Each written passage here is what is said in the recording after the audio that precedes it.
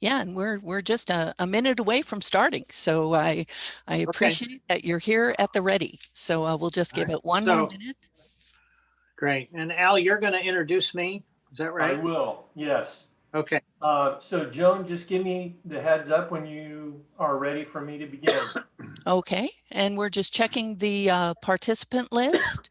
I think we're going to wait a few minutes for people to log on. It's just about, it's the early side of 6:30. We have about 125 people registered last I checked, and we have about 29 folks logged on. So I think we'll give it a minute while we're waiting for people to get online. It may just take them a few minutes. Okay. And Are they able to see this? yes, so they're seeing a screen, and then your video and Al's video is turned on.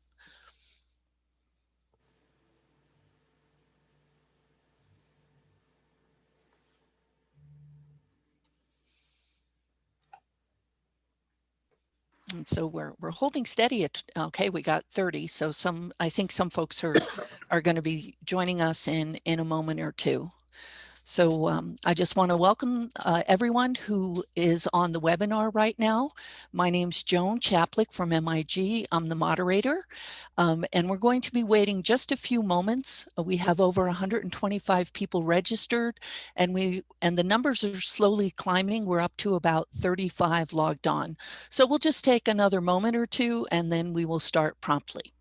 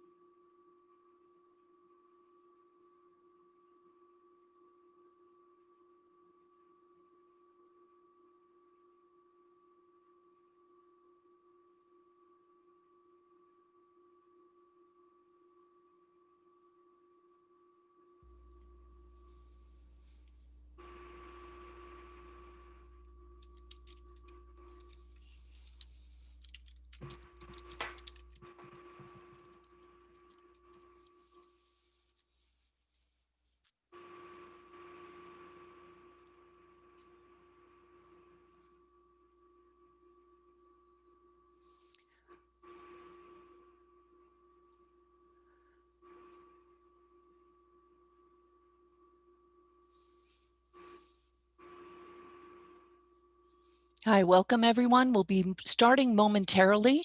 We're waiting for a few more people to log on. We're about halfway to the number of folks that we have registered. So we'll just give it another 2 minutes or so, and then we'll be ready to start so that we have the maximum amount of time for today's meeting.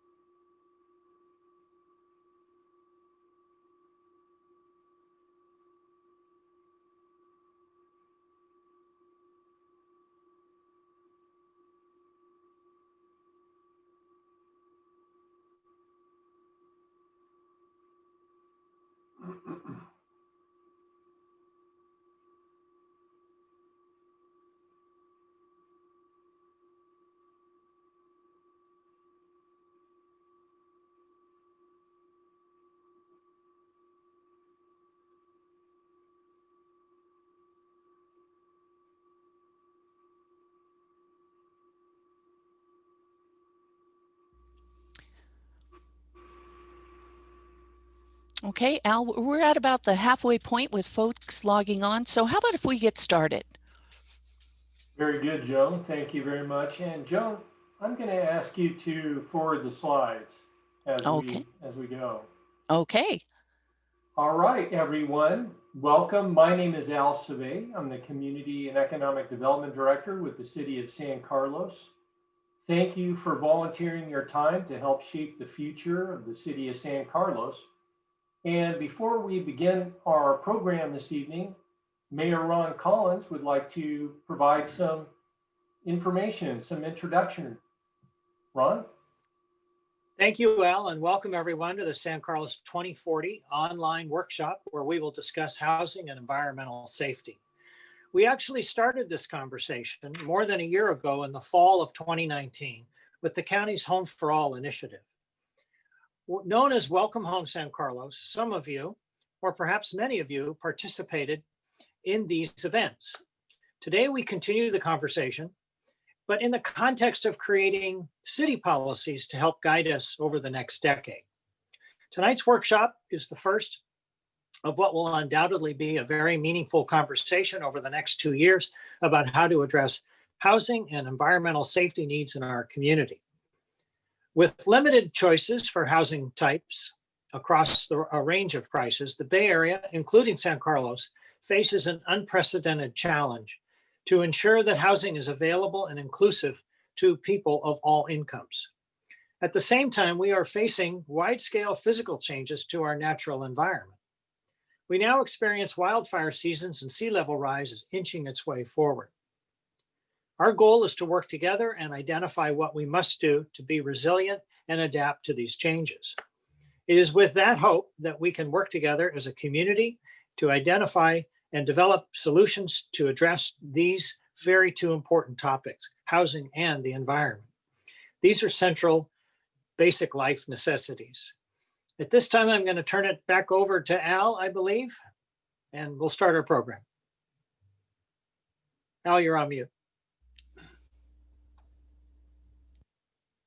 Al, you're on mute.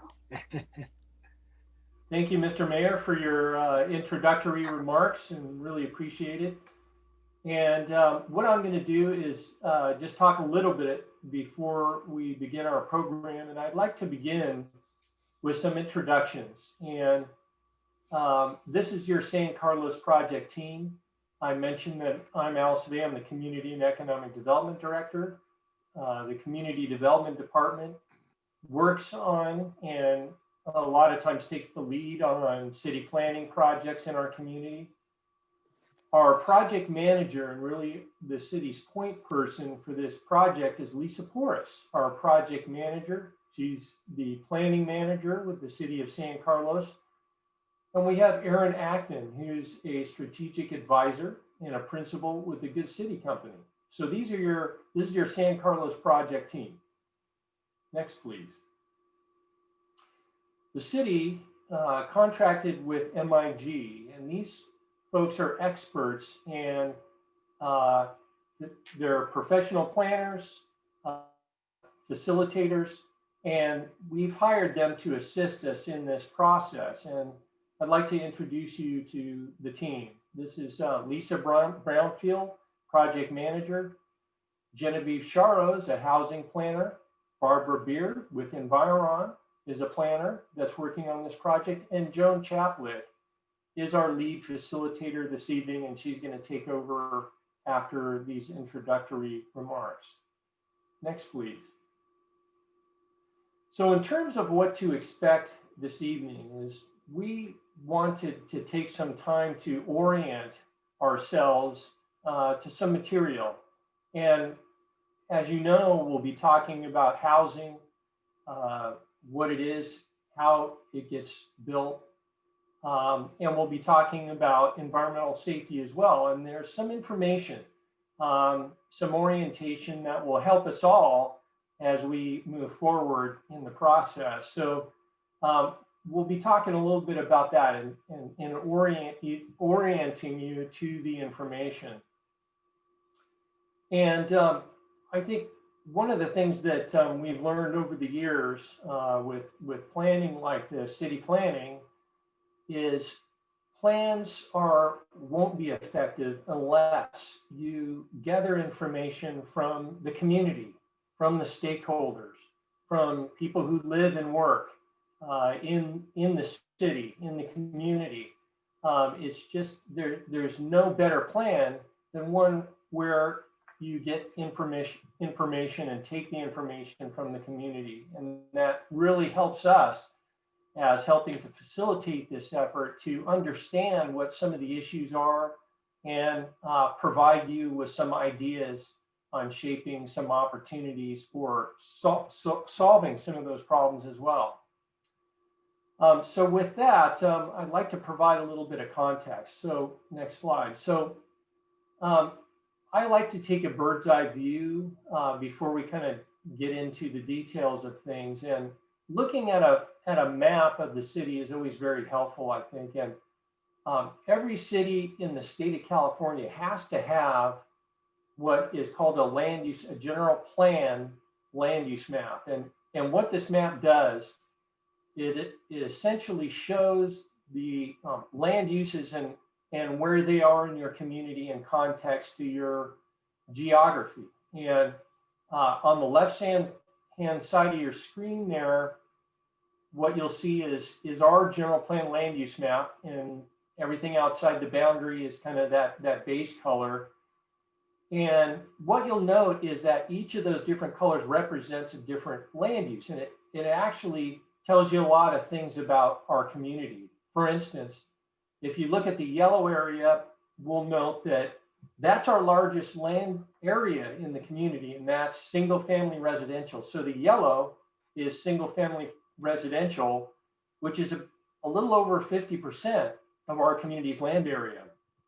The next is commercial, industrial, retail areas, and that's about 20%, and that's that purple, light purple and dark purple. And then at the top right-hand corner of the screen, you'll see a blue, and that's the airport. And our multifamily residential and mixed use areas, and when I say mixed use, what I mean is you can have a building with retail, maybe there's an office on the ground floor, and then residential above, maybe some condominiums, much like Wheeler Plaza. And multifamily would be apartments.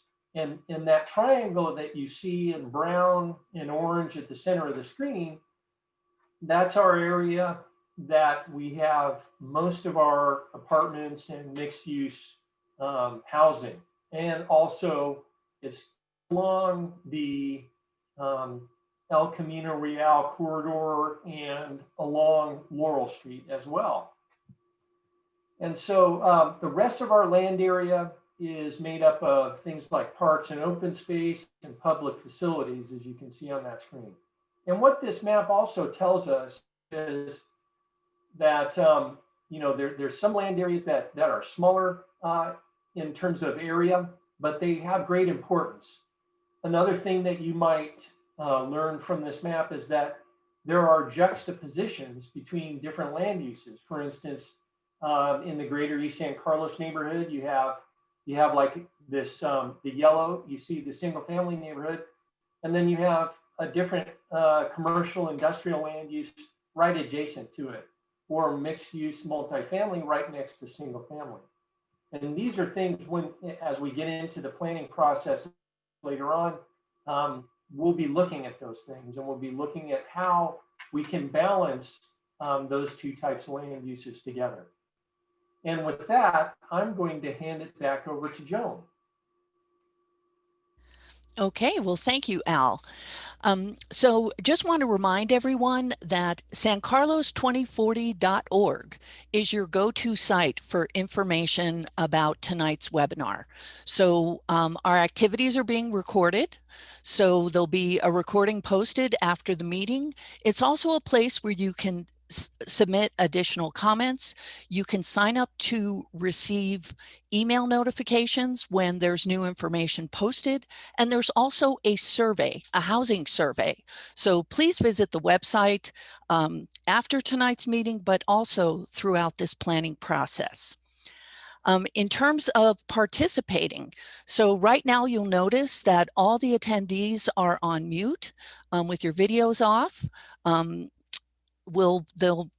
We have plenty of ways for you to be participating. We ask that where you are identified as a participant, if you have an abbreviation or a nickname, spell out your name. That's going to help us acknowledge your comments. We'll be asking you later during public comment. You'll be able to raise your hand and either ask a question or make a comment. And then we're also going to be using the chat feature. So send your chat comment to the panelists. We have them here behind the screen. We'll be sharing them and reading them out throughout the meeting and responding to questions. So I noticed there are some raised hands. I see some folks testing the feature. That's great. We won't be taking questions verbally right now.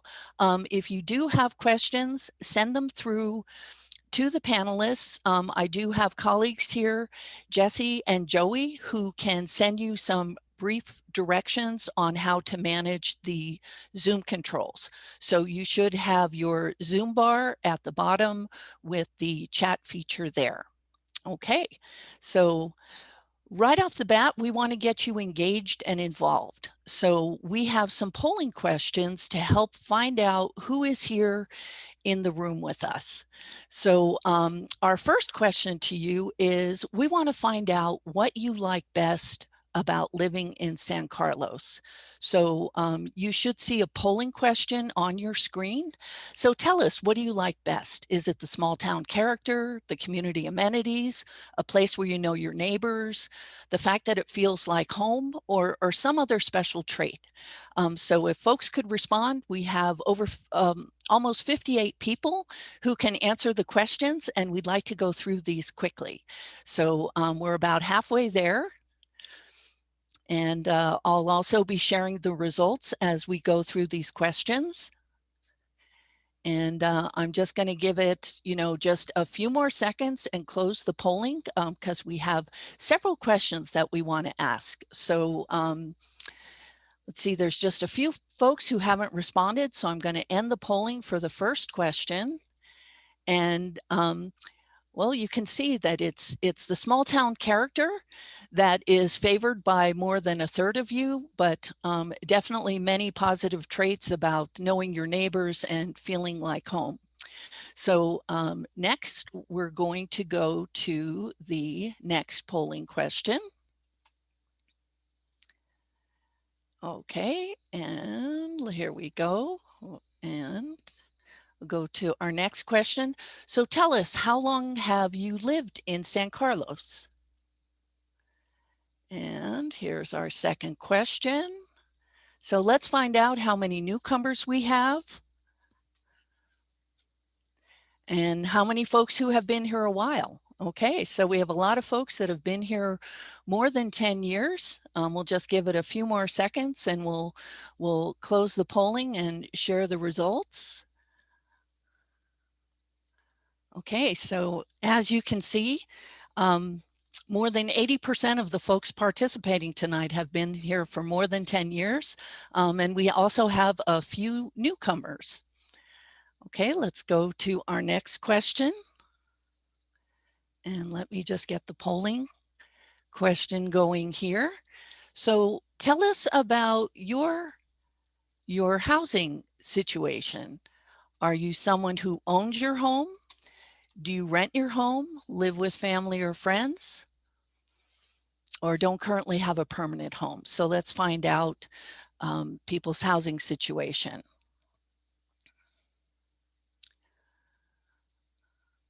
Okay, and just a few more seconds here, so a few more folks can vote. Okay, I'm going to close the polling and let's see. Okay, so we have a majority of homeowners that are participating this evening.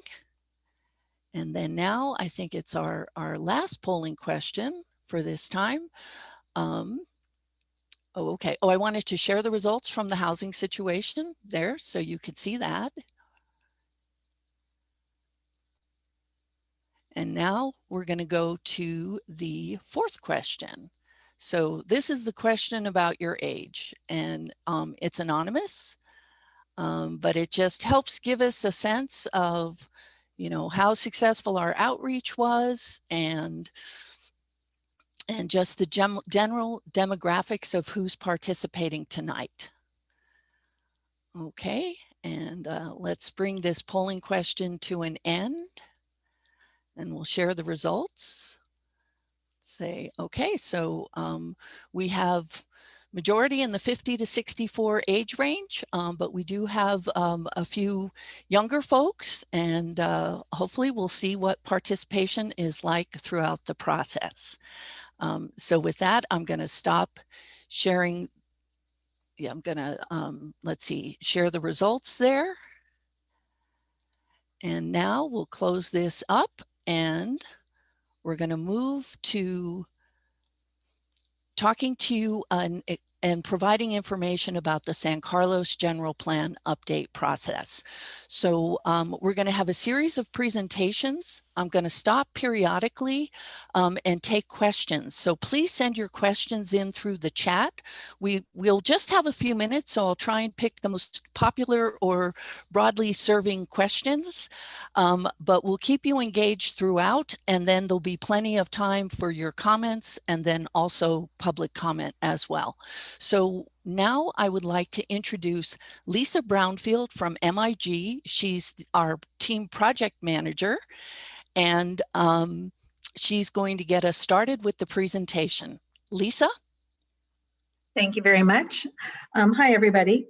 So a general plan is a high-level visionary document based on a community's shared set of values. It acts as a blueprint for growth or development or change over a 15 to 20-year period.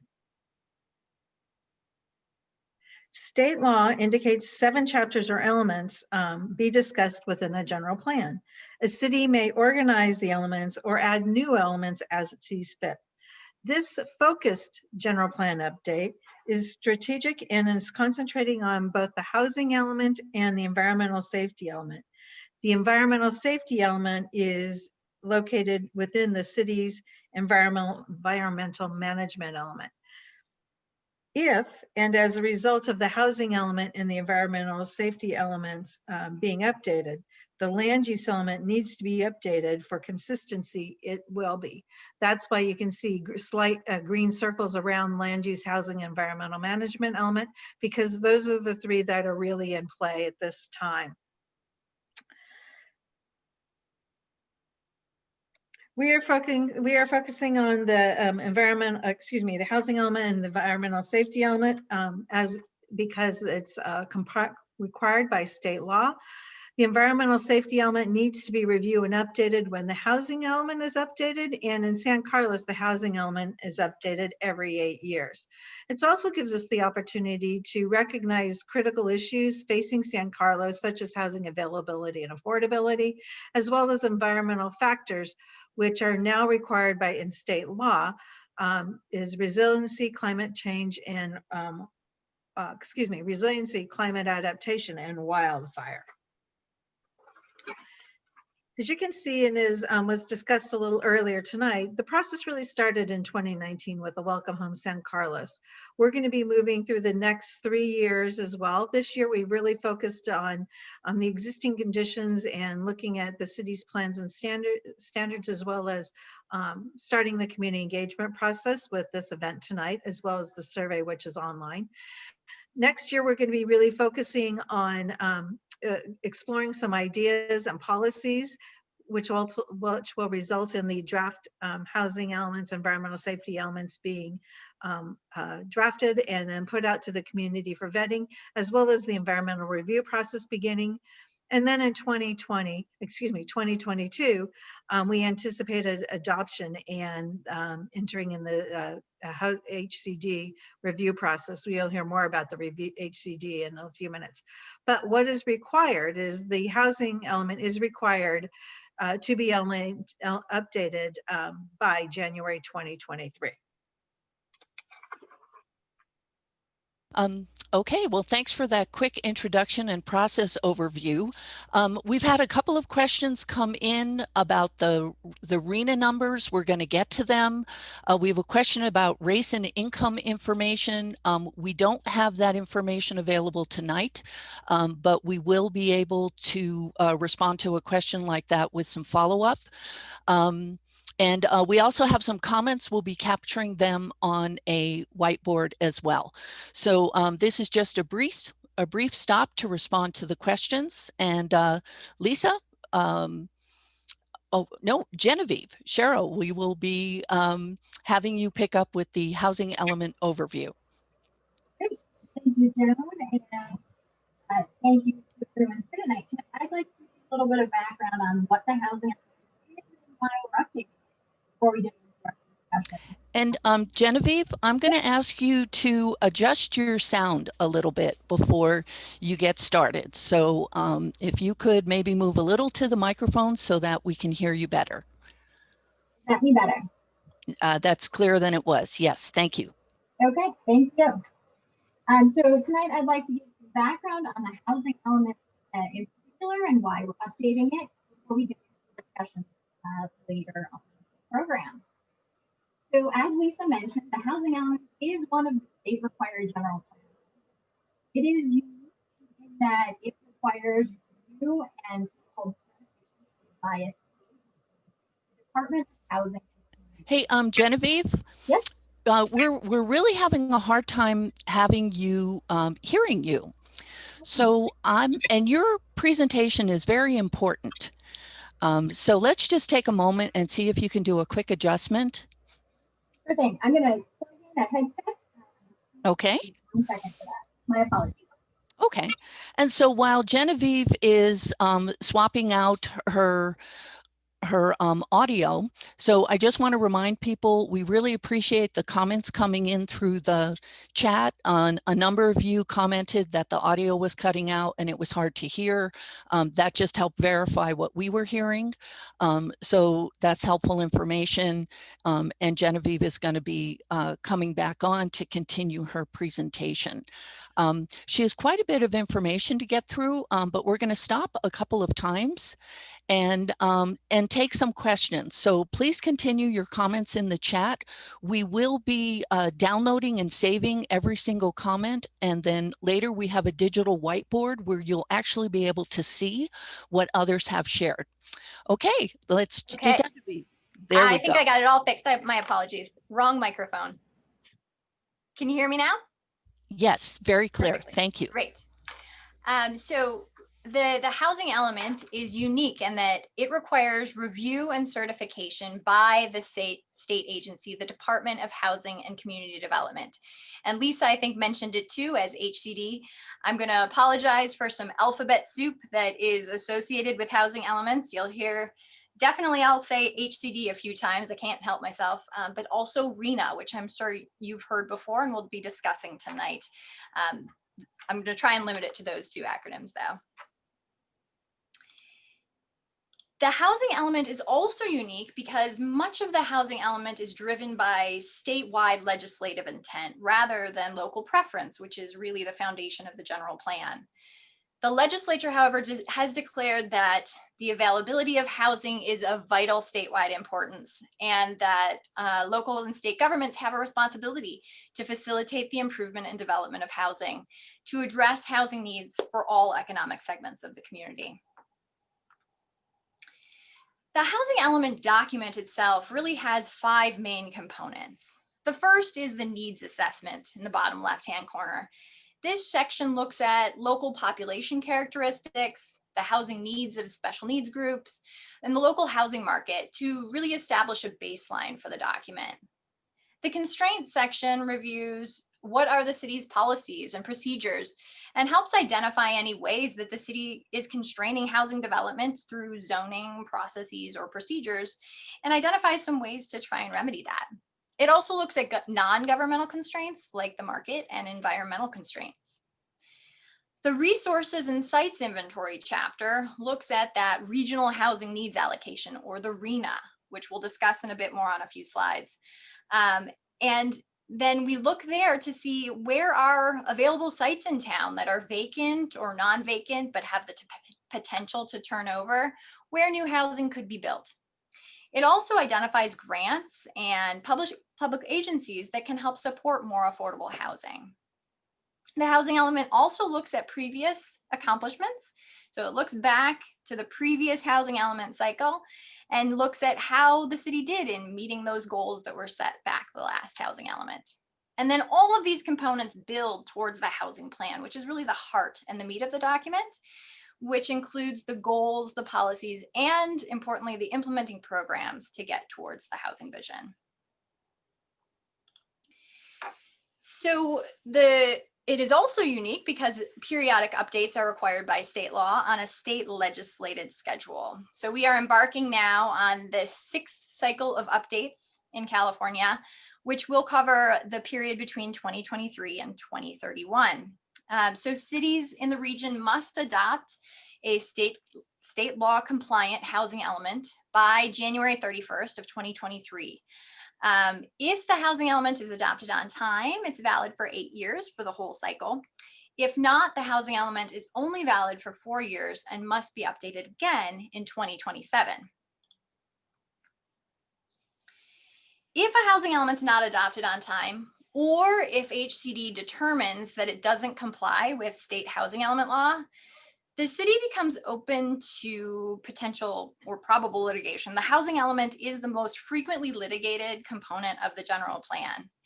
And if a housing element complies with state law, that HCD certification gives the city rebuttal presumption of validity in cases of lawsuit. Previous lawsuits have resulted in court orders to halt all building permits in the entire city. And the types of lawsuits are changing as well, whereas previous lawsuits were generally initiated by housing advocates.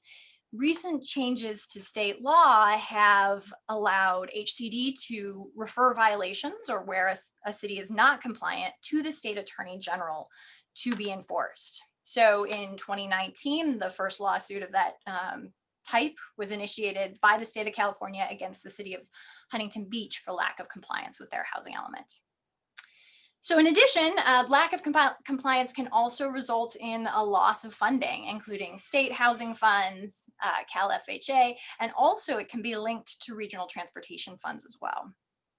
And there are also potential future penalties in subsequent housing element cycles where housing elements found non-compliant can be required to accommodate not only the RHNA for the current cycle, but also for the last cycle as well.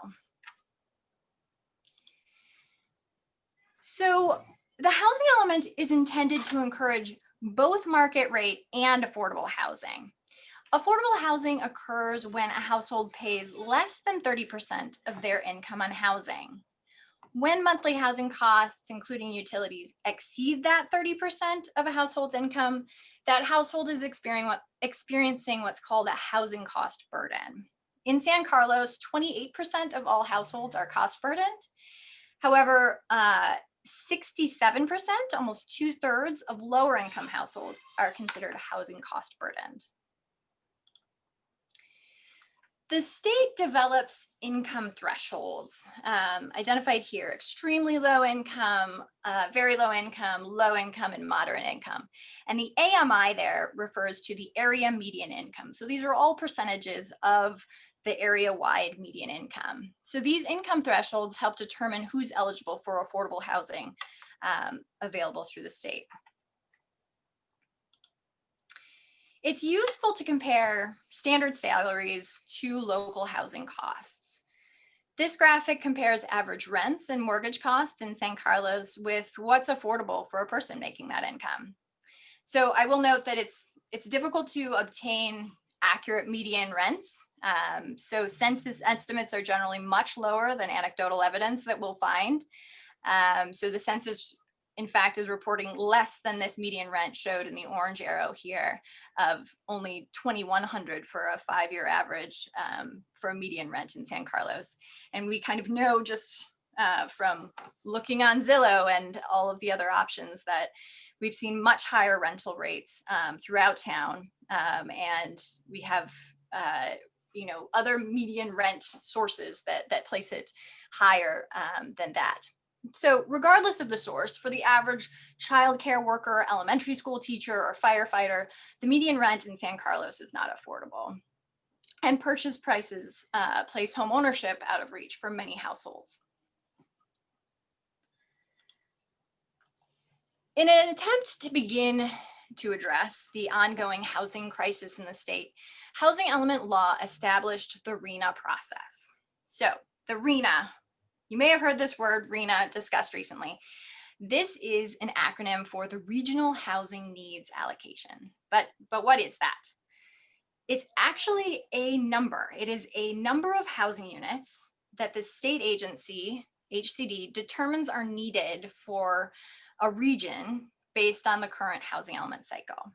So the RHNA, this kind of target number of housing units to be constructed, identified for the entire Association of Bay Area Governments, so the ABAG area, is 441,176 units. So they've identified that there is a need based on existing and future projected growth for this many housing units over the next 8 years.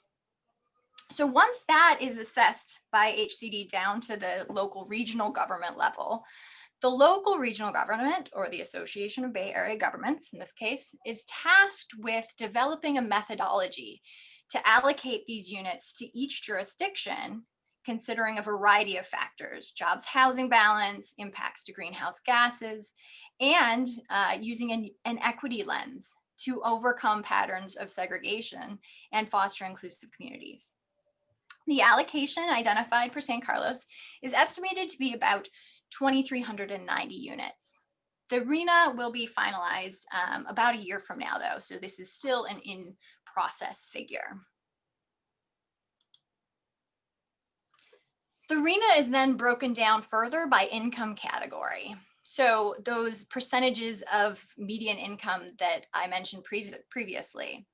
In San Carlos, the RHNA target includes an estimated 680 units towards the very low income category, 390 towards the low income category, 380 towards the moderate income, and 990 towards the above moderate income category, or those are also known as market rate units.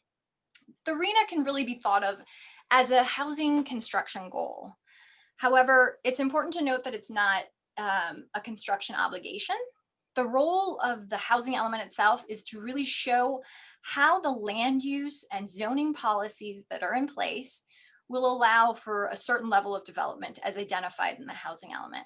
But the city's not required to build these units, but the city is required to put in place policies that can allow for these targets to be achieved through the private and with support through the nonprofit sectors. Since 2015, the city has made good progress towards the previous RHNA, especially in the above moderate income category. Projects constructed in 2020 will count towards the previous RHNA cycle. And you'll note just comparatively, the 2023 RHNA is significantly higher than the previous cycle here, the target from 2015 being under 600 units. And this is applicable across the state and is due to a change in state legislation, which requires HCD to assess not only future projected growth, but also existing deficiencies in housing access. Moving forward, the housing element must be drafted to show how San Carlos will accommodate the new RHNA of 2390. So we'll do this first by indicating to the state projects that are in the pipeline that will receive their certificate of occupancy after June 30th of 2022. That's the cutoff date for the next housing element cycle. We'll also then review potential sites in town. This includes any vacant sites, or any sites that are non-vacant, but have the potential to turn over or redevelop. And within existing neighborhoods, the potential for accessory dwelling units. These are also known as second units or granny flats sometimes. But we do need to identify for vacant and underutilized sites, specific parcels that can accommodate the RHNA.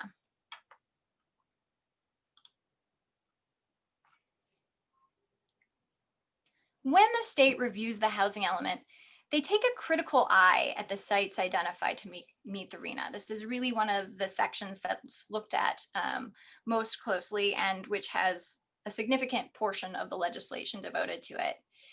And so we're looking here at those vacant and underutilized sites that have adequate zoning in place. On those sites, the legislation requires extensive analysis to demonstrate site suitability so that it has the potential to convert and support new housing and affordable housing on that site. So this includes a review of the existing use on the site. If it is not vacant, what is the realistic potential for that use going away and it recycling to something else? What is the site size? Too small may be difficult to develop, as too large can be difficult to develop. And what is the development density? How many units can be built on the site? The allowed density is important because it is linked to the analysis that shows how a jurisdiction can meet the lower income RHNA. The legislation assumes that there are economies of scale that are associated with higher density, and that those economies of scale can help affordable housing be developed. So in the housing element where higher density sites are identified, they are assumed to be able to meet the lower income RHNA. So this is not to say that every higher density site would develop with affordable housing, as we know that's not the case. But the way that the law is written, this is inherent within there. So we assume that there's a higher potential for affordable housing to occur on these higher density sites. State law has established a default density of 30 units to the acre as the minimum density that can accommodate affordable housing. So 30 units to the acre may look like the example on the top, 3 stories of development. As densities increase, like this example in Redwood City, buildings are often up to 5 or 6 stories. State law also requires housing elements to indicate how cities are affirmatively furthering fair housing. So this means taking meaningful actions to overcome patterns of segregation, address disparities in housing needs and in access to opportunity, and how cities are promoting fair housing choice and fostering inclusive communities that are free from barriers and that restrict access to opportunity. So getting rid of those barriers that restrict access to opportunity based on those protected characteristics. And the ultimate goal really is to transform racially and ethnically concentrated areas of poverty into areas of opportunity, and while protecting existing residents from displacement. So building new and additional housing that can meet the needs of a broad cross-section of society does become an important equity issue. Equitable development describes an approach to creating healthy, vibrant communities of opportunity. Equitable outcomes come about when intentional strategies are put in place to ensure that everyone can participate in and benefit from the decisions that shape their neighborhoods and regions. Okay. And I'd like to pause here and ask Joan if there's any questions that we can address briefly. So we have a number of comments that have come through, and so for the commenters, we're capturing them. Some of them are lengthy, so we're going to summarize them and put them on a whiteboard so you'll be able to see all of the comments that are coming through, but we will also have a full transcription, which we get a download from Zoom. So I just wanted to clarify that. We did have a question about the mortgage costs, the $9,300 figure that you used, and was wondering what the source of that number was, if you were able to answer that question. Sure. That is based on the August 2020 sale price date.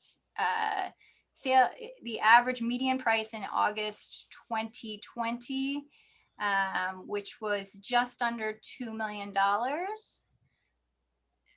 And so the calculation was a standard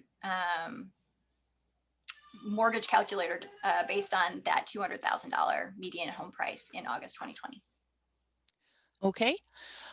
Let's see, we have a question about, are ADUs not accepted as affordable? is by state 3OU/A. There's an abbreviation there I'm not familiar with. Well, I will address that in terms of the housing element. So ADUs do become an important component of how we look at meeting the RHNA in the housing element. We know from surveys that have been done locally and state, and actually there's a good one out of Portland where we see significant use of ADUs by family members and household employees that really reflects an affordability that standard prices listed on your average rental databases would not reflect. And so we go through a process with HCD on an area-wide basis to make those assumptions for the region and to be able to account for some of those ADUs within the community, projecting them out for the 8-year cycle and recognizing that a portion of them will be affordable in the community. Okay, thanks, Genevieve. I just want to acknowledge there's a comment that's related, related to fire danger, and we are going to talk about the environmental safety element. So we'll be able to get to that a little bit later. And then a question about, do we have data on how San Carlos's demographics have changed, say, over the past 8 years? I don't have those on hand right in front of me, but we do have information that will be coming out through the existing conditions atlas that will support that. And if there are particular factors that are supportable by the census that we can compile, we can also do that as well. Okay, so we're just going to take a few questions now, and I do want to keep moving because I know there's a lot more presentation to get through, and we also want to have plenty of time to receive comments and have public comment as well. So we'll head to the potential housing options section of your presentation. Great, thanks. So, and just to follow up on Joan's comment, we will be receiving a lot more feedback and having a facilitated discussion on all types of housing comments as well. So your comments will also be addressed there. So just kind of thinking forward to jumpstart that discussion, I wanted to present a few ideas for potential housing solutions that are being implemented around the state that we can discuss as well. So first here is tiny homes. These are emerging as a maybe not so new housing type that can provide the privacy of a single family home in a much more compact space of 250 to 400 square feet in general. And these types of housing can produce less waste, require less heating, and be more environmentally friendly. And they can also provide a creative, affordable housing option. This example here in Sonoma County is 14 units established for chronically homeless veterans. And all of these units are fully accessible. So with a flat site plan without stairs, roll-in showers, and adaptable kitchen sinks. And these types of kind of tiny home villages are kind of cropping up around the state and around the country. In addition, tiny or smaller homes can also be added within existing single family lots as accessory dwelling units like we discussed. And these ADUs, so-called, are self-contained dwellings. They can either be attached to an existing dwelling on the lot or detached. They could be factory built or custom built on site. And recent changes to state law have required cities to allow these types of ADUs, as well as what's called a junior ADU. These are smaller units that are attached to the main residence, and to allow up to one of each of these per property for a total of potentially 3 units per property as required by state law. So the ADUs, as I mentioned, do count towards the RHNA, and studies have shown that many can be and are rented to family or household employees at affordable rents. Another emerging trend is for significantly smaller apartments. Generally, these are between 150 to 300 square feet in space, often one room living spaces, so like a studio apartment. They can often be self-contained with a kitchen and bathroom contained within, or they can be of kind of a more communal structure with perhaps a little kitchenette, but more of a common kitchen that's shared on a floor, or other types of shared facilities. Where common amenities are shared, it may be referred to as co-housing. A co-housing community thinks pretty carefully architecturally about how it is designed to facilitate more shared social and management activities, including resources and meals. And this type of housing can help support people of all stages of life, singles, couples, families, empty nesters. There's a lot of folks whose needs can be met through a configuration such as this. Similarly, shared housing can provide many benefits. It's not a new concept. Anyone who watched the Golden Girls show saw a very effective shared housing arrangement for 4 seniors. And shared housing can also support a variety of household types. Can reduce housing costs for homeowners, share the burden of household tasks, and support building community. Shared housing programs like HIP Housing can screen and interview applicants, and conduct background and reference checks as well. It's a good resource here in the county. And then finally, is an idea to advance the flexibility of spaces. So being cognizant of how spaces can change, with the idea in mind that as we age, our housing needs change, and they may be adapted within the same structure, where spaces are more flexibly converted to allow for expanded or subdivided rooms, perhaps with movable or removable walls, thinking forward to for the ability to add a bedroom or a separate unit, all with the goal of really providing better access and serving a family's life cycle needs for housing. Okay, well, thanks for going through those options. And there's a couple of questions. Some folks have asked, how do things like co-housing, share housing, flex housing, how do they get counted in the RHNA? It's true. So it becomes a little tricky. So anything that is identified as group housing, so anything that could be considered a dormitory or anything that is not considered a unit, generally if they do not have their own kitchens, cannot be counted towards the RHNA in the same way. It's not assumed in the RHNA needs, and so it's not counted in the end side. But regardless, I think that there are potential housing solutions that can come about through that, even if they don't fully meet the needs of the RHNA. Okay, and there was a question we didn't get to before about, I'm not sure if you'll be able to answer this right now, about how do the San Carlos plan targets by household income category compare to our neighboring town targets? I'd have to look at the comparison of the breakdowns. Generally, they all fit relatively close. There's no jurisdictions that are given 100% affordable or 100% market rate. So they all kind of fall generally in line, but I don't have on hand the neighboring jurisdictions, but we can look those up. Okay, and then which of those options in San Carlos is allowing to be implemented now? That is a good question for staff. Lisa, are you on the line? So we'll see if Lisa Porras, the San Carlos project manager, we'll see if she is able to answer this. Hi, good evening, everyone. I hope you can hear me okay, first off.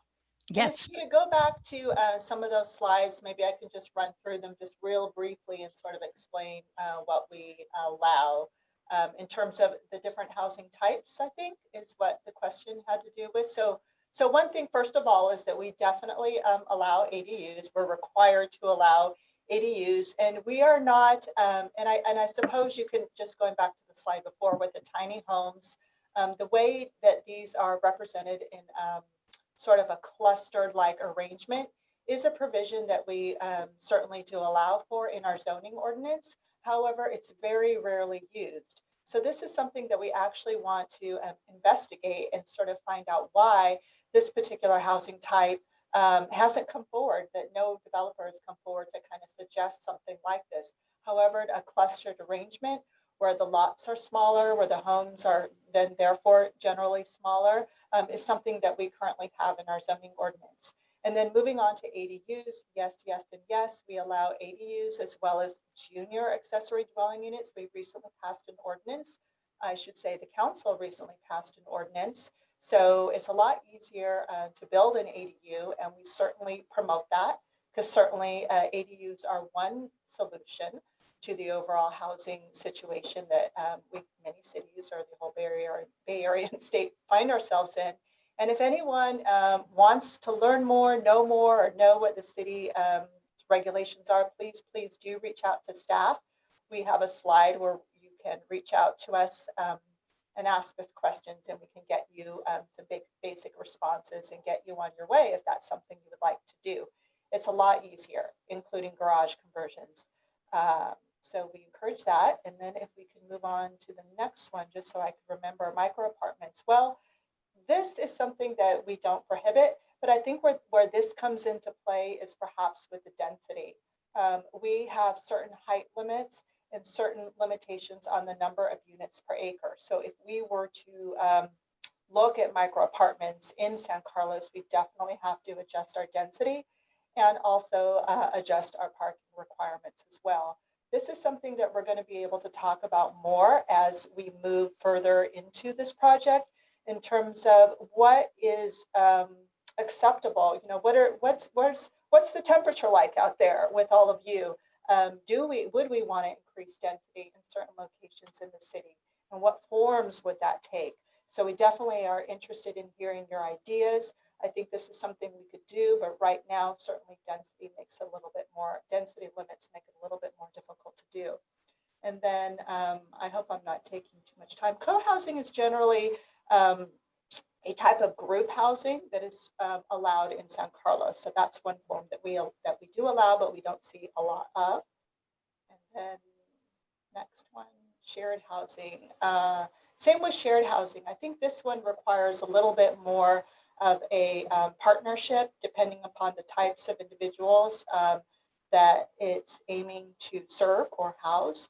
But certainly our code would not prohibit that if that's a type of development that wanted to occur in our city. And is there more? Flex housing.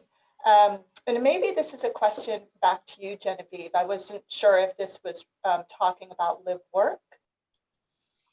I think it can also, yeah, that's a good option for the flexibility. I think certainly in these times and post-COVID, there may be more interest in developing housing that can accommodate work from home options as well. So thinking forward and really thinking about the flexibility of how housing is most readily used.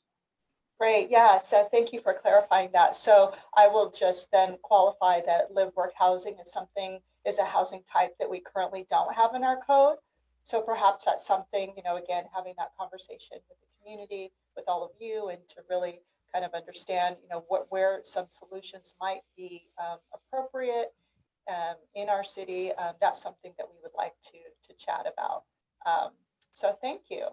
Okay, well, Lisa, thank you for giving us that detail on the different housing types. I hope that's been informative to the group. So now we're going to keep moving. We still have to talk about the environmental safety element overview, and I'm going to bring back Lisa Brownfield to take us through this element. Hi, everyone. Thank you again. The safety elements legislative intent is really to protect the community from unreasonable risks associated from a number of hazards.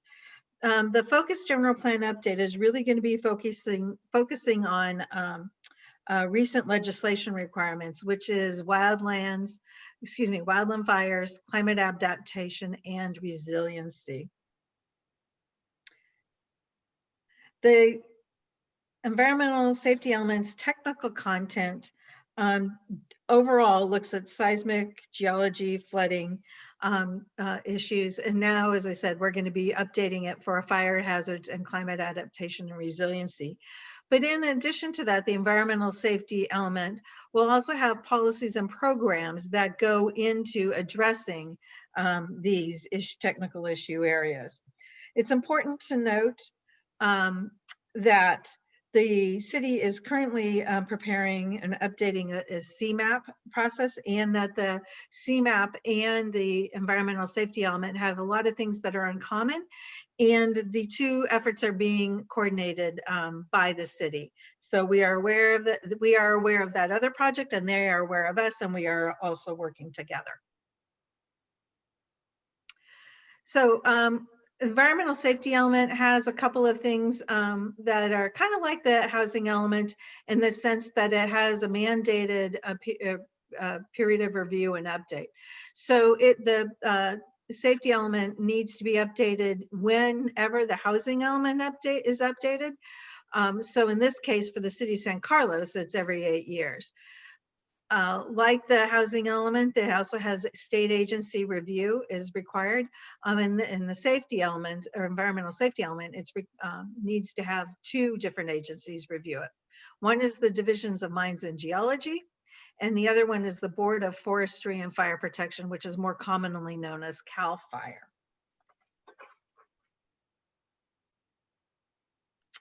So the existing conditions atlas, which will be posted onto the website shortly, identifies 3 wildfire areas, or wildfire hazard zones within the city and its sphere of influence. The 3 wildfire severity zones, as determined by CAL FIRE, is based primarily on fire history, natural vegetation, terrain, and typical weather.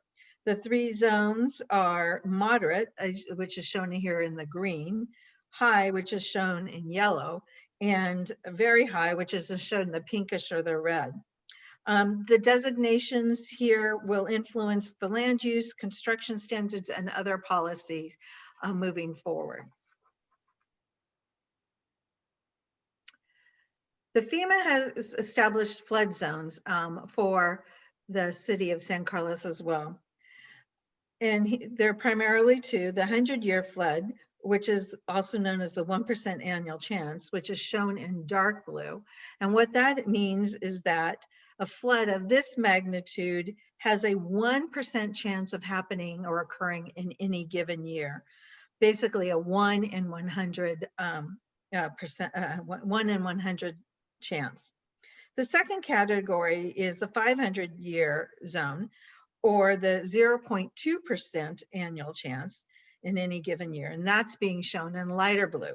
As you can see here, the darker blue, the 100-year floodplain, occurs in the most predominantly in on the east side and along El Camino, and a little bit going up the creeks, whereas the 500-year flood also occurs more predominantly on the east side, but as also you can see it moving up the creeks as well. So this is how FEMA categorizes the flood zones within San Carlos. Sea level rise is when we work with the National Oceanic and Atmospheric Administration, or commonly known as NOAA. NOAA revisited its sea level rise projection model in 2017. And based on that analysis, the model anticipates sea levels to rise by 5 feet above the 2000 level by the year 2100, as shown in the light green, as you can see on the upper right part of the screen. And that's if the moderate level of assumptions on GHG emission are being assumed.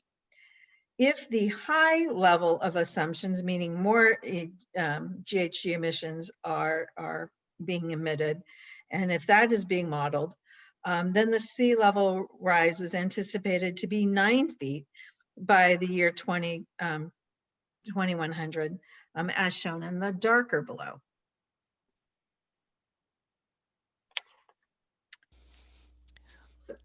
Okay, so Lisa, are you ready for a couple of questions?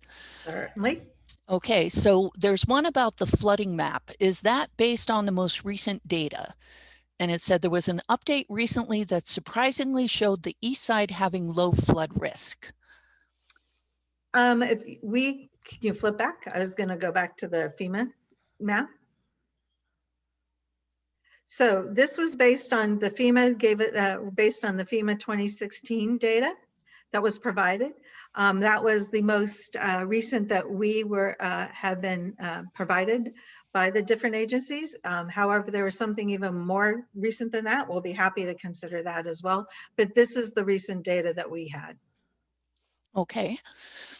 Let's see. When we're talking about fire and floods, should denser housing first be built where the threats aren't as dire? Is that something this element addresses? That's something that we will have to have a conversation with the community about.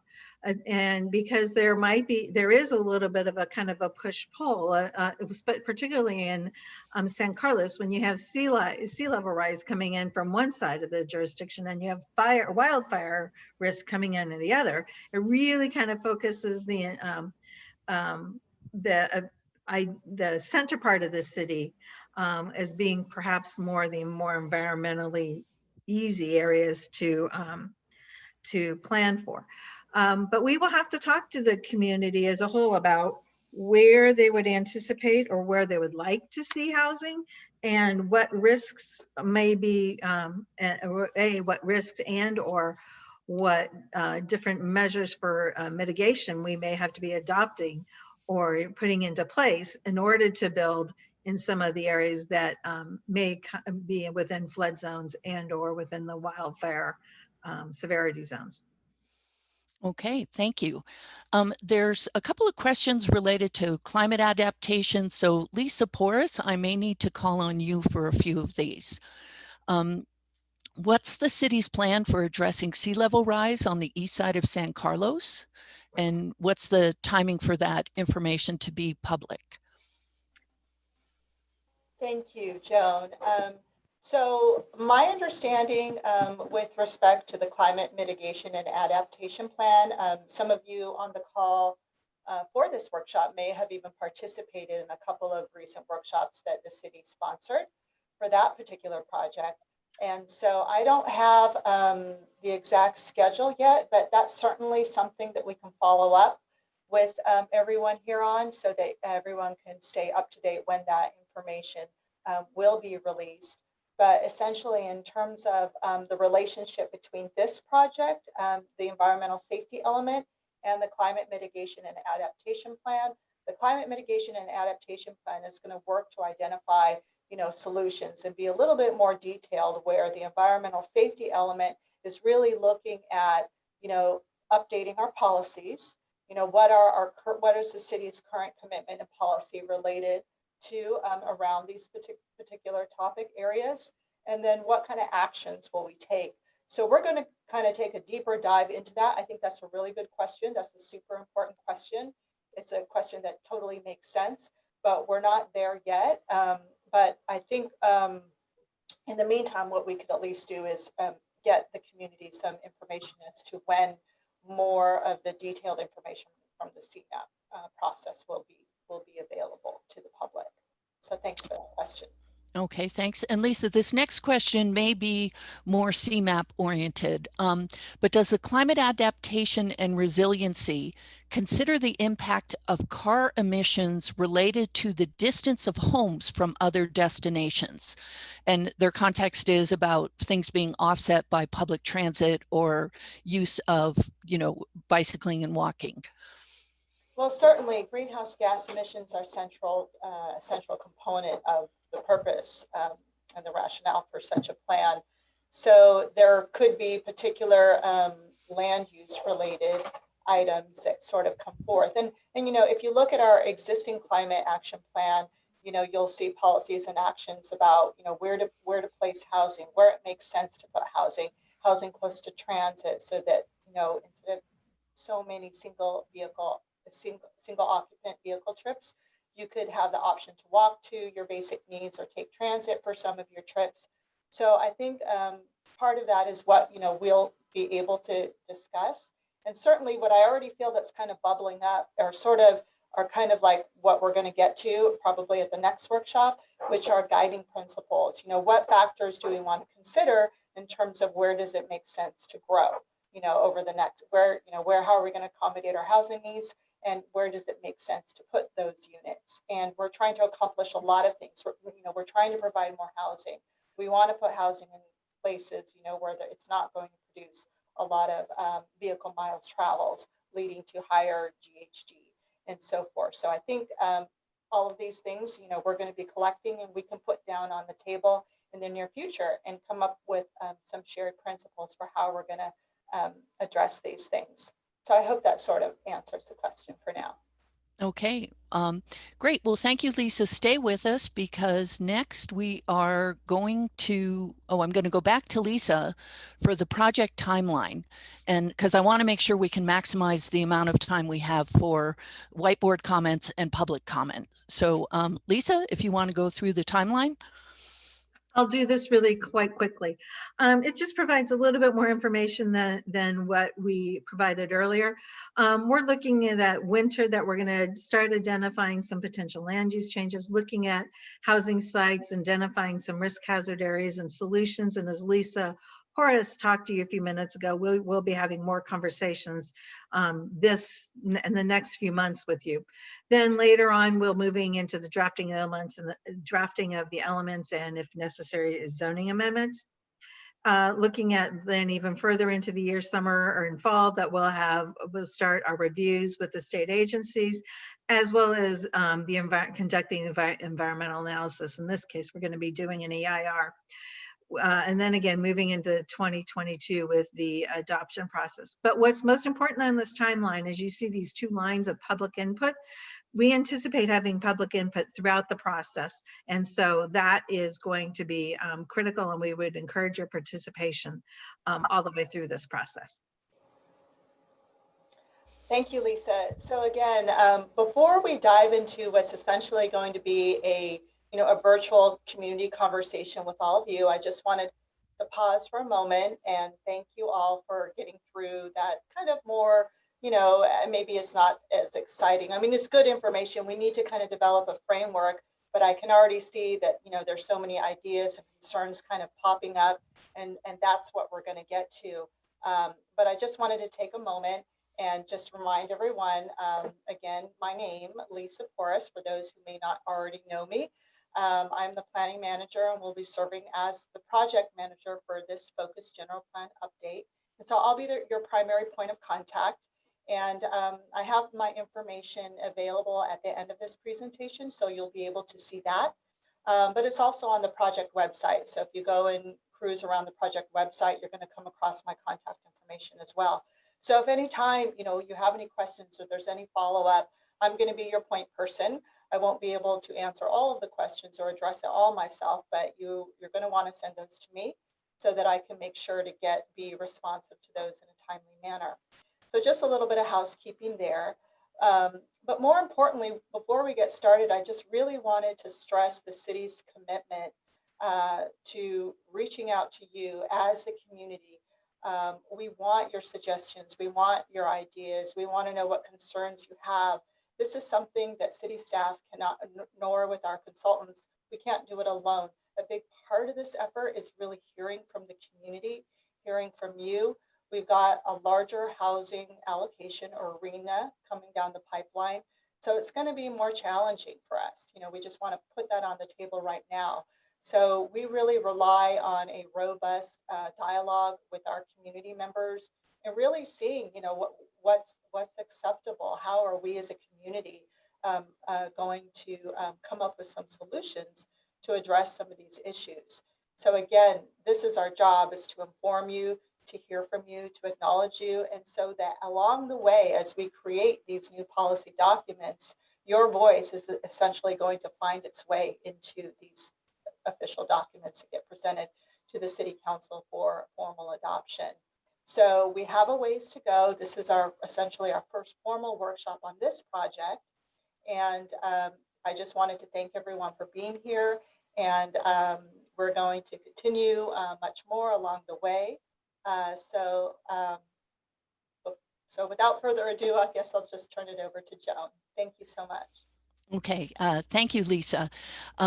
So now we're going to we want to get you engaged, and we want to do this through the chat feature so that we can get a lot of ideas at the same time. And we've already captured many of the suggestions and ideas that have come through the chat. So these are the four general questions we're going to be focusing on. We want to know your issues and concerns, but we also want to know your ideas. We're looking for creative solutions. So we're going to focus on talking about the housing element first, and then the environmental safety element. And we are going to do that. We're going to be using a digital whiteboard called Mural. And I have two of my colleagues that are helping me to populate the mural as we are taking your comments here. So I just want to give you a quick overview. We have a lot of space here. We're going to zoom in. And so we're going to start here with your issues and concerns. So as they come in through the chat, my two colleagues, Jesse and Joey, are going to be adding them to the squares here. I'll be reading them off so that we can keep a good pace. But I also want to show you that many of the questions and comments that came in earlier during the presentation have all been captured here as well for reference. So let's start getting your issues and concerns related to the housing element. We have just a couple of comments coming in. Well, a question about placing ADUs in front yards. We have a suggestion of building a bazillion micro units on the east side. So that's their solution to the RHNA problem. We have a comment about making sure that density and traffic concerns are addressed with the additional housing. A question about how schools are going to accommodate the additional population. A comment about a need for more multifamily and mixed use zoned areas. Then from a practical perspective, it seems like ADUs would be most effective. Another comment about when adding housing that we need to take into account schools. A comment about someone who lives in a fourplex, and that we need to open more of our land to multifamily housing, especially near transit and downtown. We have a comment about increasing height and density. It allows us to condense more housing where it's best suited near transportation resources. Whoops. Okay, I just want to make sure you can see the Zoom. And I just need to scroll through my chat a little bit more. We do have some concerns about the dorm style housing, and a comment: this person considers ADUs to be an eyesore. A comment that in order to meet our housing targets, we have to build up and not out. Putting housing near transit is a great idea. Is there an opportunity to build higher than 4 stories to reach our housing goals? A question: is this process able to consider how schools and daycare can be created to support this? It's an important question. I know it's not required in the housing element. Let's see, just a comment that our schools are losing enrollment because our town is unaffordable for families. There's a question: since most of this is required by state law, why do our issues and concerns make any difference? Well, the numbers are required by state law. The way they are implemented within your community are based on community input. And so your comments, ideas, and we also expect many community members to have some helpful suggestions. We have a question about how do we ensure that new housing is distributed throughout the community. We have a need to improve transit, pedestrian, and biking accessibility and priority. We want to allow the city to be more connected without relying on cars. Then we have a comment about the city should consider joining the Joint Powers Authority that Burlingame joined. And it permits the use of bonds issued through the states, paid for via rents from mixed incomes in the apartments. And that helps purchase relatively low-cost apartment units. So there's a lot of information in this comment, and so we'll be unpacking it and adding it to the mural. There's a question about coordination between Caltrain and Samtrans, so that we have more people will place an increased demand on public transit. A question, is it possible to rezone parts of the single family zones to include duplexes and triplexes? So that's something our team can look into following up on. We have a comment that current San Carlos planning codes may make ADU difficult due to many of the small lots we have here. A comment about a need to maintain green recreational space and hiking areas. A comment to consider that new development brings in tax revenue to support additional resources. We have a request, please don't build higher than 4 stories. A comment that it's just as valid to build high density housing in the hills as it is in the flats. Okay, and I'm just gonna zoom in a little more so that you can see the post-its a little bit better. Thanks for the feedback through the chat. Okay, we have a comment about adding more units near downtown for seniors so they can live independently instead of living in an old house in the hills. Large commercial development that is proposed is a resource that can provide housing for part of its growth. A question, is infrastructure like power and sewer sufficient to accommodate the increased housing in San Carlos? Can our wastewater treatment and solid waste management facilities handle the increased population? So these are some questions and comments for our team to follow up on. A comment about transit adjacent housing. So it won't get current residents and workers out of their cars. Let's see, then we have single family zoning was invented to get around legal prohibitions on racial segregation in housing.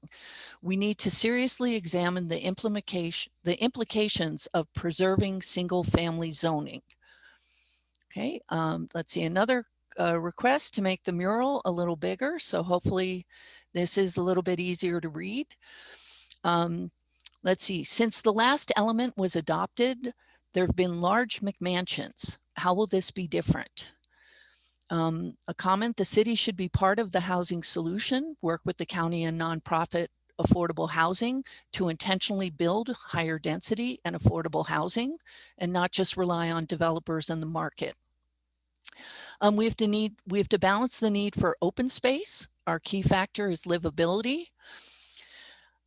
We should put the county's affordable housing developers onto an advisory committee to have them participate and believe that the plan works for construction of affordable units. A comment about making sure new buildings don't have gas-fueled furnaces, water heaters and stoves to make sure we're not increasing GHG emissions. We have a person liking the suggestion about duplexes and triplexes being allowed in current single-family residential zones. We have a question about the city's tax authority that it can leverage to facilitate land recycling and development. We have more comments about green spaces. Let's see, wanting to encourage shared living. What are some things that we can do? Some comments about how it's hard to have both open space and low height limits as we work to meet our goals, that we're going to need denser, taller housing to allow us to preserve green space. Future housing should meet REACH codes. There should be a plan to address existing housing and meet REACH codes. Okay, so we have a lot of great comments coming in here, and just want to keep a little, let's just take a few more minutes of comments, and we want to move to the solutions. So we have a question about revising parking requirements, having more green space on the side, on the east side, considering solar for new housing and not zoning multiplex to be built in single family housing areas. We should think about future housing having underground utilities to keep things safer from wildfires. Okay, so there are a lot of terrific ideas, suggestions, and concerns here. So now I want to specifically focus on ideas and creative solutions. And again, you can continue to add comments. We'll be focusing on this current part of the mural, but we don't miss anything that comes in through the chat. So let's see some ideas and solutions. So we had having our future housing with underground utilities, an idea for building high density in the hill. Oh, just a comment about how building high density in the hills could lead to fire danger, a need for the city to consider walkability. So what other ideas and solutions do people have? It could be a housing type. We did have a comment, for example, revising parking requirements. That could be part of the solution. We have a comment about rezoning areas that are zoned for single family. Requiring all new construction to be done with electric because it's more affordable. Someone's suggesting we look at cities like Copenhagen to emphasize the biking and walking within the city. Let's see. So we want zoning to allow existing types of multifamily construction like plain old apartments. We have a suggestion of creating assisted living facilities. Let's see. We have a suggestion of an education program for residents to show that high density along transit corridors doesn't mean the city will lose its charm. Let's see, we have some comments for flood areas, and this one we might want to capture in the environmental safety element. They have some ideas about planting native grasses along the bay trails to help with swells and still provide for biking and walking paths.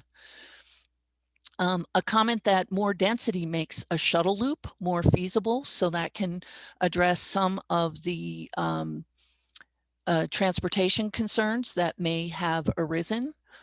Another comment about creating a network of bike paths like Davis, and emulating the high density housing in flood areas. So that's a bad idea. Let's see, a suggestion to provide crosstown shuttles to reduce the impact of cars and traffic.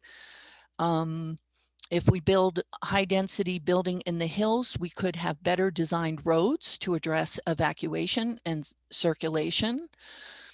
A suggestion, the city needing partnerships to build more affordable density and denser housing.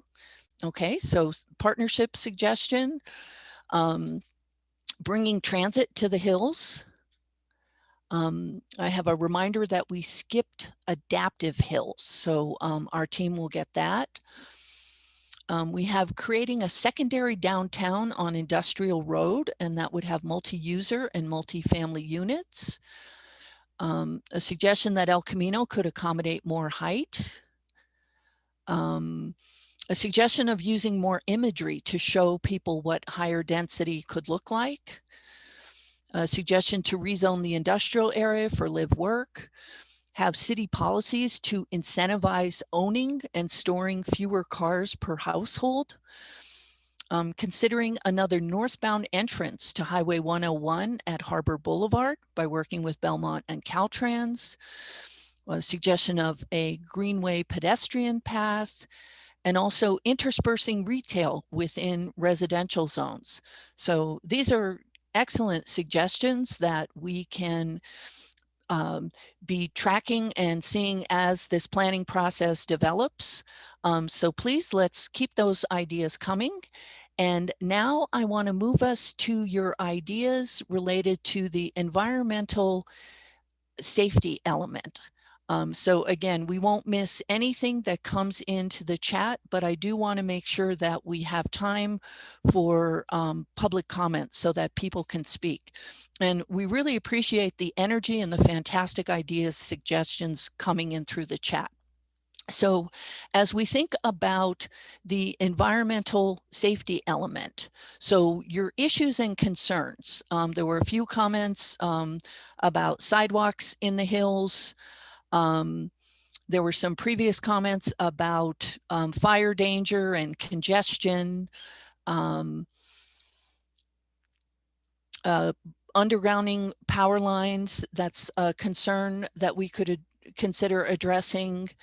We want to develop a suggestion to develop a sea level rise plan and a strategy to pay for it. Okay.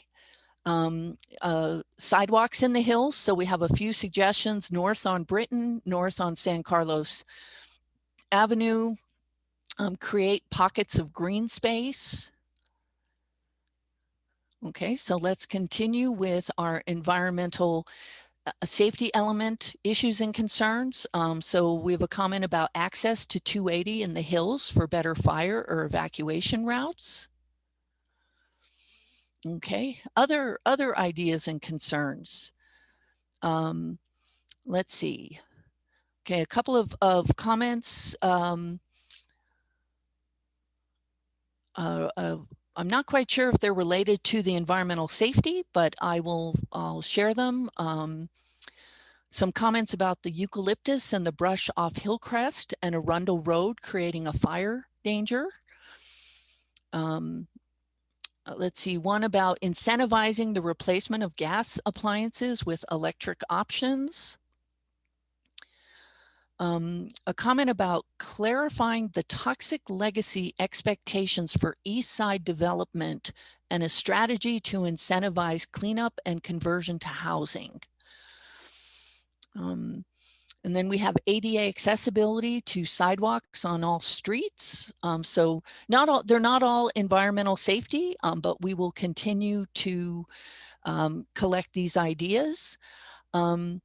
Let's see. So how about if we move to some of the ideas and solutions for the environmental safety element. So we had restoring creeks and marshlands to more natural conditions that could help reduce flooding, regulations around the type of yard plants to avoid fire-prone species, a comment about the El Camino, Holly Street, and overpass not being safe for bicycles. A comment about the San Carlos Airport not having a levee system across its entire boundary, and that adds to increased flood danger. A comment to stop additional building into urban wildlife interfaces and fire danger zones. Let's see. Using drought tolerant landscaping. Okay. Cameras or sensors to observe fire-prone areas, use natural solutions such as bioswales and native plants. Again, flood prevention from our Nordic countries. Denmark is mentioned now. Incentivize the building code so that it requires hardened housing design against wildfire hazard. Okay. Let's see. Okay, so we're capturing all of these comments here. So I just want to take just another minute or so to capture some additional ideas on this mural. Daylight channelized or pipe stretches of creeks in San Carlos, use native species for street tree planting. And that there's, they mentioned the city's current list of approved species does not include native trees. Okay. Regulate parking to allow enough traffic and facilitate fire evacuation. So there's plenty of comments coming in and we're going to continue to receive them. So I'm just going to pull back on the mural for a second and just show you all the volume of comments and concerns that we have been able to generate just in this short time here. And again, you know, we'll zoom in and this information will be made available after the meeting. We'll be posting the mural and also be following up on questions and comments. So with that, we're going to continue to receive comments on the mural.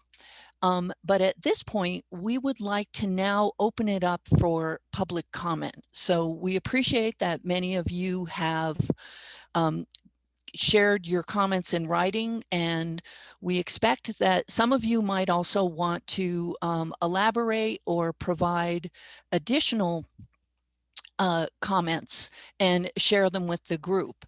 So at this point, my two colleagues, Jesse and Joey, are going to continue to add to the mural so that we have a complete record. But now we'd like to take verbal comments, and we'll allow each person to speak up to 2 minutes. So we have a timer right up here in the upper corner of the mural that we'll set. We have 49 attendees, so that doesn't include any of the panelists. And so what I'm going to do is, as I see your hands raised, we'll call out the names. Jesse and Joey are going to take you off mute so that you'll be able to speak. We have the timer right up here in the corner that's going to be set. So right now I have one hand. So John Hoffman is going to be the first person to speak. And Joey, if you could just pause that till we get John off mute. And then John is going to be followed by Karen Tusman. So John, please go ahead. And we're going to take him off mute. Go ahead, John, 2 minutes. All right. The San Carlos Airport is used by less than 0.5% of San Carlins. It is a large area available for some far better usage. If we're talking about housing, it is a prime area that could be used. Most of the planes that are housed there and operate from that are not San Carlos residents. I think it is a potential solution staring us in the face. That's what I have to say. Okay, John, thank you for your comment. Karen, you're next in the queue. Hello. Thank you for this really great meeting. I really appreciate the information and the comment format that you had, and it's been really great to see so many good comments. I just wanted to say that I really like that the comments here are embracing a bold future vision for where San Carlos needs to go. Because looking around and talking with neighbors, it seems like in general we have a consensus that climate change is an issue that we need to take on. That racial inequity is an issue that we need to take on.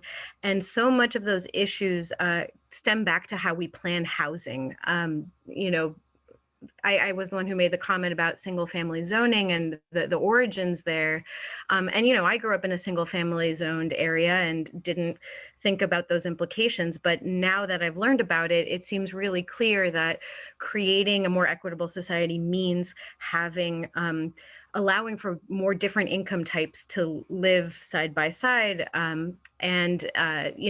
live in a fourplex myself, and I often hear the offhanded comment of, well, you can't have a fourplex next to a single family home. And I'm always saying, oh, well, why not? I think my building could fit in on a lot of blocks and look really great. And on the climate issue in particular, the way we've designed this area in the last 50 years was really centered around cars. And I think a lot of us agree that we need to move towards less car dependence, more pedestrian, transit, biking. And the thing about our, the setback requirements and zoning that we've had is that it creates sprawl and spaces between things. And, I think a lot of us are looking for ways to live smaller and have a better quality of life as a result, having pedestrian access to more amenities and things like that, and spending less time in our cars, less time contributing to pollution. So I really appreciate this process and the ability to weigh in on this, and thank you. Okay, well, Karen, thank you for your comment. Our next speaker is Sam Hertzberg.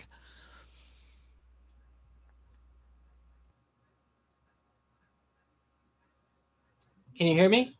Yes, we can. Please go ahead.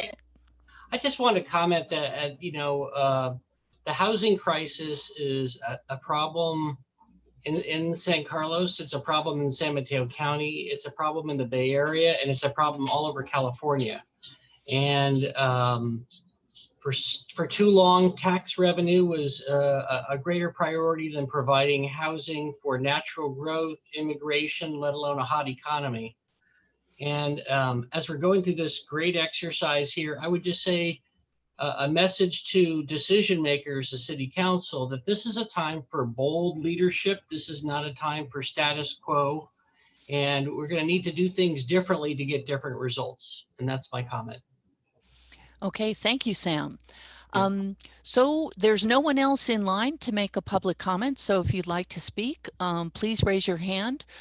Also, if you're having trouble finding the raise hand feature, send your name through the chat to the panelists. So right now I have Brittany Baxter. She's our next speaker. And then she'll be followed by Zoom user. And Zoom user, if you could please introduce yourself when it's your turn to speak. Brittany, why don't you go ahead? Hi, yeah, to echo the previous comments, thank you so much for organizing this. I also wanted to put in another vote in the column of just bold action here. I think it is very clear that we have a housing and affordability crisis here in town.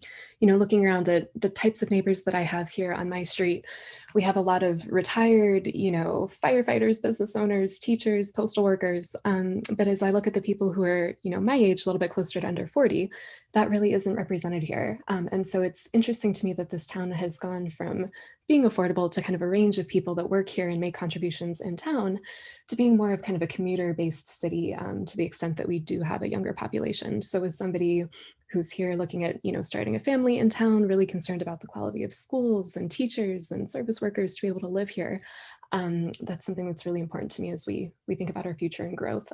So I'm definitely in favor of a lot of workforce housing. I think it makes a lot of sense to put housing by transit, of course, in town, but also I think, like Karen said, to sprinkle it around through the neighborhoods. I've lived in a neighborhood before that was kind of mixed use with duplexes and small apartment buildings and setups like that. And it was great. It was very vibrant, walkable. We could get to a lot of resources very easily. Now I have to get into my car to go anywhere I want to go. So I would really encourage the planners and authority people here in town to think about how we can mix all of that together to bring the workforce housing back to San Carlos and to make sure that we have a complete community. Thanks so much. Okay, thank you for your comment, Brittany. Next, we have Zoom user, and if you could introduce yourself when you make your comment, and then Chris Sturkin will be the next speaker. Go ahead, Zoom user. Yes, hi, I'm Dimitri Vandelis. I'm the president of the Greater East San Carlos Neighborhood Association. I want to thank you guys for holding this workshop. I actually think that the format is really, really good because people can kind of do a stream of consciousness thing in their comments, and it probably is actually more effective than if we met in person, in the sense that folks can really sort of think through things and not be timed out and stuff like that. So thank you for setting up this meeting. I think one of the things that I'm particularly concerned about is how do we transform the community in a way that's sort of equitable across all of the areas. If we know that we do know that there is a planned biotech campus that's being considered for our community, and there's certainly a possibility of doing tiered housing away from the east side single family neighborhoods, and having some increased height, which would allow for some open space in the infill areas. I think that's something that we ought to consider. I also think that as the city considers more commercial development, that's going to put way too much pressure on the 101 corridor, and we'll have to think of creative ideas to divert traffic up to 280. And that's my comment. Thank you. Okay, well, thank you for your comment. Chris Durkin is up next, and he'll be followed by either Tracy or Jim Paw. So we'll see who speaks when it's their turn. Chris, please go ahead. Thank you. Hi, everyone. I just want to express my support for more accessory dwelling units and, quadruplexes, duplexes in single family neighborhoods. My father grew up on the corner of Orange and Greenwood, and I spent many times there at my grandma's house growing up, and they added a second story before it was cool back in the 60s to accommodate their growing family. And today, that upper unit, if you will, has served as an additional home for one of my cousins who couldn't afford to live on the peninsula otherwise. And so again, I'm just really supportive of creating more affordable homes in single family neighborhoods. And then from just a different angle, I also work for Human Investment Project Housing, or HIP Housing, which is a nonprofit based in San Mateo that serves the whole county, and we run a housemate matching service. So we help match people who have an extra room in their home with people who are looking for a room to rent. And by building those ADUs, it creates just another opportunity, another affordable opportunity for people to live in the community that they go to school in, that they work in, rather than having to commute from across the bay in their car and contribute to climate change in that way. So yeah, thank you so much for this forum. I'm really enjoying the discussion and looking forward to what's next. Okay, Chris, thank you for your comment. Next, it's either Tracy or Jim, and they will be followed by John Rose. Okay, so please go ahead. Can you hear me? Yes, we can. Please go ahead. I lost audio. Oh, we can hear you, Tracy. Can you hear us? Yes, yes, we can hear you.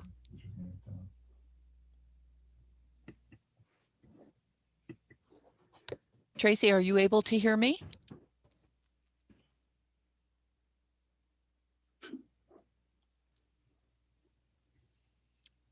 Let's see, Tracy, are you able to make a comment? Probably because it's in the TV.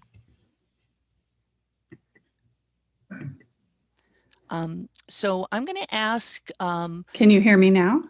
We can hear you. Yes, please go ahead. Oh, we can all hear you. Okay, so we've lived in San Carlos twice, once in a duplex and now in a single family home. I think one of the things that we are most interested in and concerned about is, as we look at density housing, that we still maintain the level of that, small community. San Carlos has done a wonderful job of updating Burton Park and adding green markings along major corridors for bicycling. And we try and bicycle as much as possible downtown or other areas. And we'd love to, as you look at housing, to consider folks like us that will continue to ride our bikes, hope to do that through our 60s, 70s, and who knows, maybe our 80s, not just in San Carlos, but connecting us with other cities, Redwood City, Belmont. And when I say that, it's really not plausible today to ride along El Camino or Old County or Industrial. It's just not safe. So going north, you have to look at other avenues, and some of those streets become extremely packed with cars due to high density housing. So something to consider as far as just a general connecting us to other communities, biking and walking, as well as just public safety. Thank you very much. Okay, thanks for your comment, Tracy. Our next speaker is John Rose.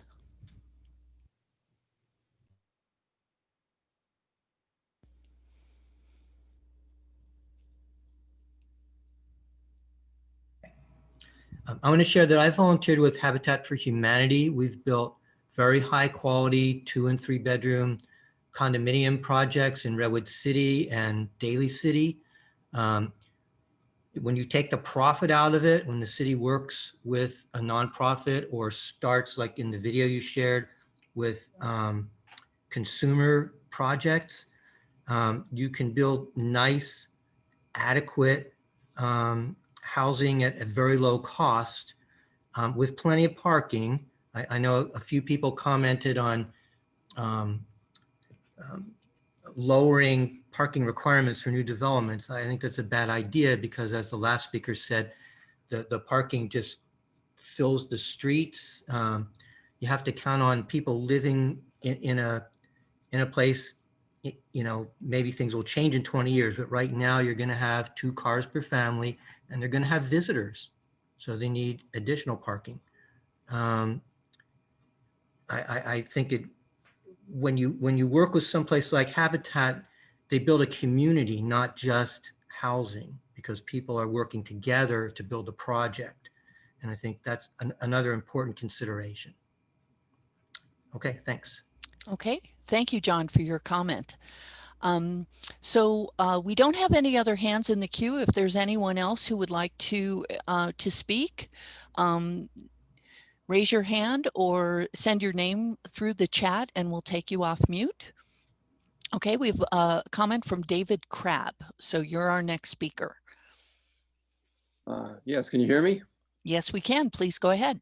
Okay, I think my concern is that we're not addressing the elephant in the room, which is the fact that the East Side is looking at the potential for 10,000 or more new jobs in the next 20 or 30 years because of the biotech thing. And the ratio of housing required for 10,000 jobs is close to 6,000 or 7,000 units of housing. And the RHNA is only telling us to put 2,200 in. And I don't know what the answer is there, but the problem is that if we don't address it within San Carlos, and we think, well, other people are going to take care of it, that's what every single city up and down the peninsula is saying. And San Mateo is not going to rescue us. Redwood City is not going to rescue us for housing. And so we really need to put that right up front in terms of the balance between the housing units and the number of, well, basically the housing units and the jobs. Otherwise, I agree that I like the idea of distributing housing throughout the single family neighborhoods in 2 duplexes, triplexes, and 4plexes. I live up in Crestview, and across the street, I live in a single family home. Across the street from me are condominiums all the way around, and there's no problem whatsoever. And so I think that's a way to kind of distribute it. A lot of people don't like big buildings, but if you distribute it around the city, that's helpful.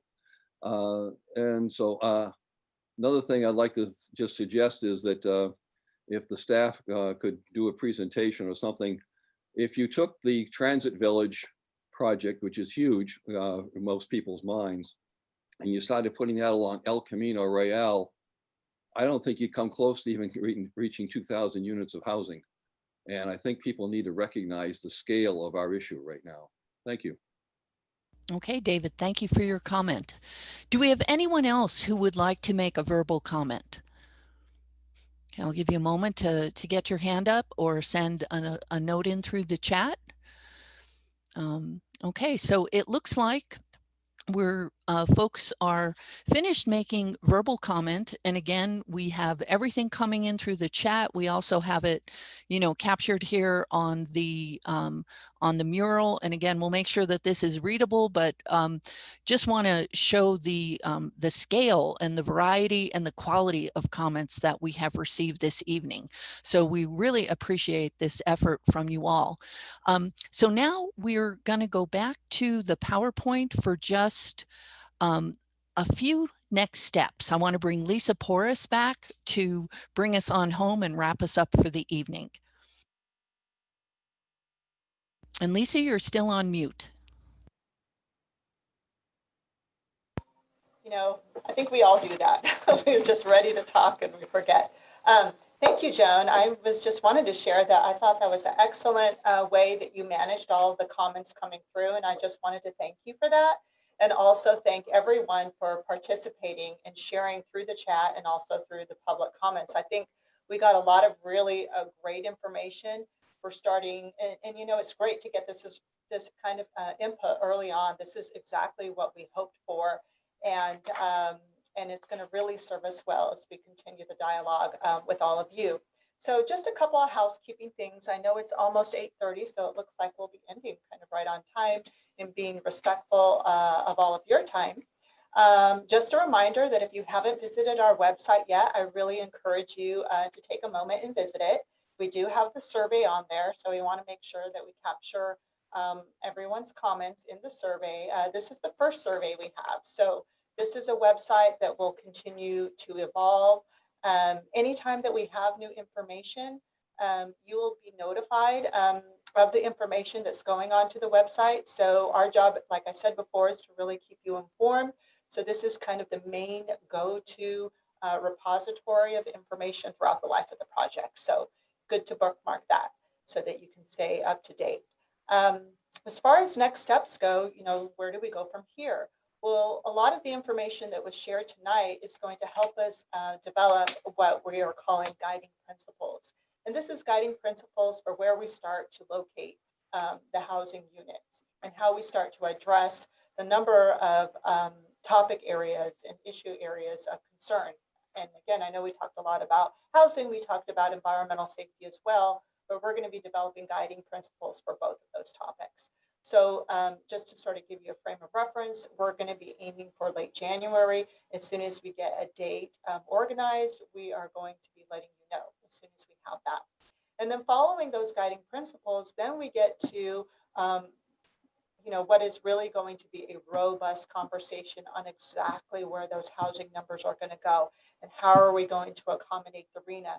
One thing, I don't want to do a sidebar too much, but these are, you know, the RHNA numbers are essentially what the city should plan for over the next 8 years. But what we want to do is not just limit ourselves to the RHNA. We also want to be able to identify additional sites and potentially a higher number, because not every project is going to develop, or I should say every site or project will develop with a number of affordable units. While that's our aim, it could be that not every site will. So we need to be able to have buffer sites as well. So we're going to talk more about that, but the RHNA number is certainly not, doesn't need to be a limit per se. And I know there were some comments about that. And then following our robust conversations about the housing numbers and potential locations for where we put the housing, we want to work with all of you on the goals and policies. So we're actually going to be spending some time looking through draft policies, goals, policies, and objectives for both the housing and safety element. And then the last step will then to do environmental review. We are going to be doing an environmental impact report on this project. So that is included in the work that we are going to be doing with MIG. So if we can move on to the next slide, I think I just have a couple of them. So on behalf of city staff and all of the MIG consultants that you met tonight, Joan, Lisa Brownfield, Genevieve Sharrow, we just want to thank you for joining us this evening. And we encourage you, to talk to your neighbors, your friends, your colleagues, your networks in the city, because I hope that the takeaway is that this is a really this is a significant project that's happening in our city. And it takes a community to really identify potential solutions and work together to develop a common and shared vision for how we might want to solve that. So the more people that know about it, the better. And we have quite a ways to go, so it's not too late to join. And again, like Joan mentioned, we're going to be providing this recording on the website. We hope to get this up within the next 24 to 48 hours. So if we don't get it up right first thing tomorrow morning, please be patient. It will be up on the website. And we're going to be providing the PowerPoint as well. So I think that is all I have for this evening. So if anybody else would like to share any closing remarks, you're welcome to do that. But if not, thank you all very, very much for being here with us this evening.